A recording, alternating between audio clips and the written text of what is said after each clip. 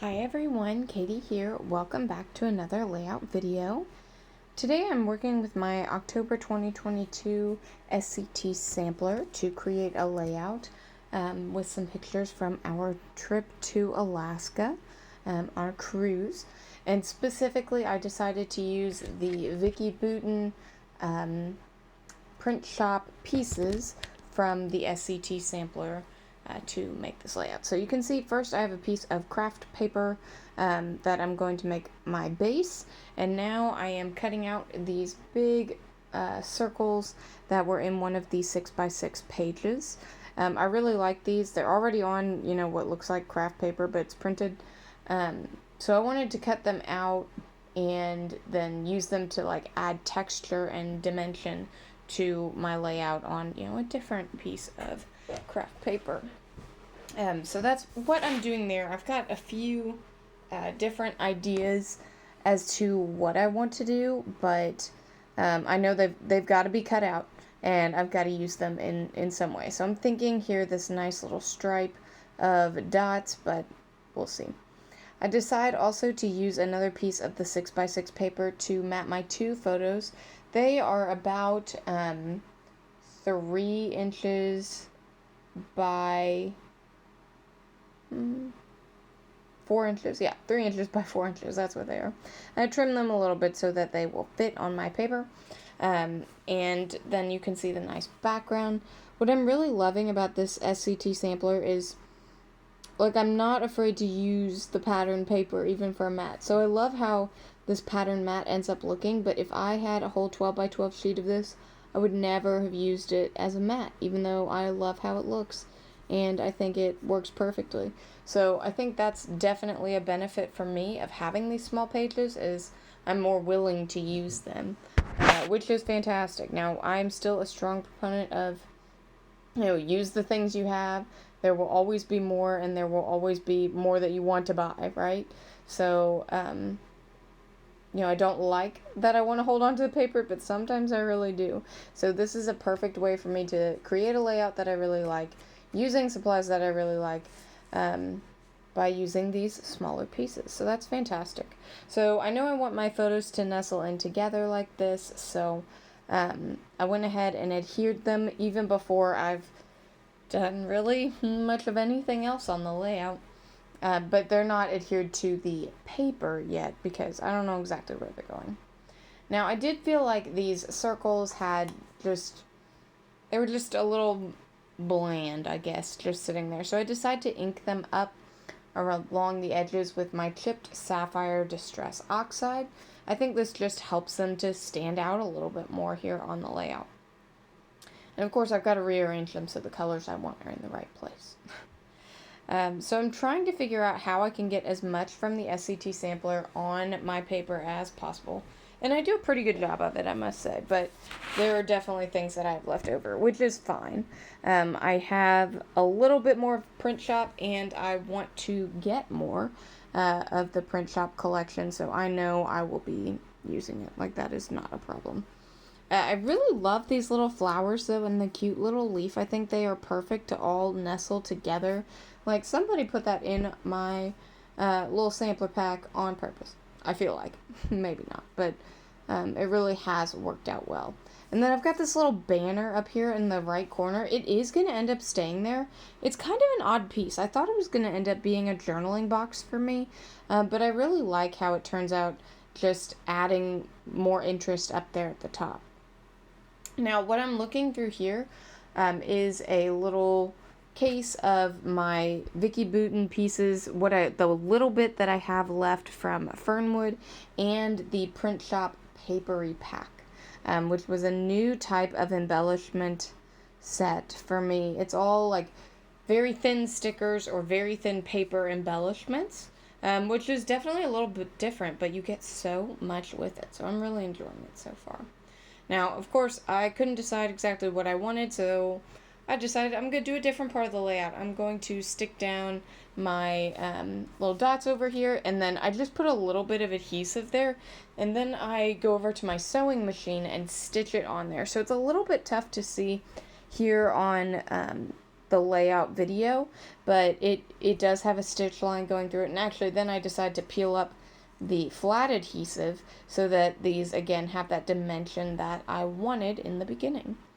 So now that I've got that done, I'm like, okay, I can go back to what I was working on. I have the flowers all together, have my photos. I like that little banner up there in the top. So I'm ready to stick down my photos at least. And I do that with double-sided tape. That is probably overkill, to be quite honest. I did not need that much adhesive, but I just really like using double-sided tape, so I did. And then I decided, once I get my layout actually in my album, these little circles are just going to get stuck right back down. They're not going to have dimension like I want them to. So I just put a little piece of foam tape on the back of either side of these little circles so that I know they're going to stay popped up and have, the little bit of shadow underneath so you can tell that it is in fact dimensional. And I know I also want to create this flower cluster and have a little bit of dimension in that too. So I have the leaf go nice and flat, and I decided not to ink that up just because I wanted that green that's on there to really show up. Then I stick down the more pink and blue flower. That one's flat, and then this kind of yellowy green one I pop up on little foam squares here in foam tape. And I think that just adds a little bit more interest and also kind of balances out all the foaminess, the dimensionality of the left side of the page.